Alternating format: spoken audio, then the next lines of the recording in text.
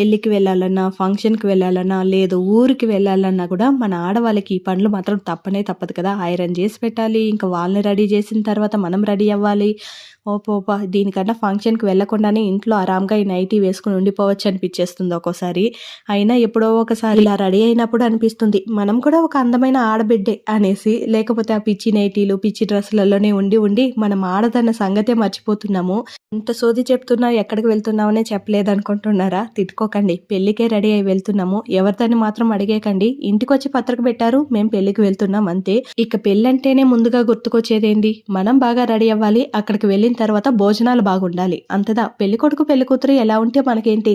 భోజనాలు బావుందా? కడుపు నిండా తిందామా? ఇదిదా గుర్తుకొస్తుంది. పెళ్ళికొడుకుది ఫోటోషూట్ జరుగుతుంది. కానీ మా కళ్ళంతా ఆ రింగ్ లైట్ పైనే ఉంది. మాకిచ్చేస్తే మేమెంచక్కా సంకలో పెట్టుకొని ఎత్తుకొని ఎళ్ళిపోతాం కదా అని. ఎవరో ఓసీలో ఇవ్వరు. అది వేరే విషయం. ఇక లాంగ్ వీడియో అయితే రిలేటెడ్ వీడియోలో ఉంది. క్లిక్ చేసి చూసి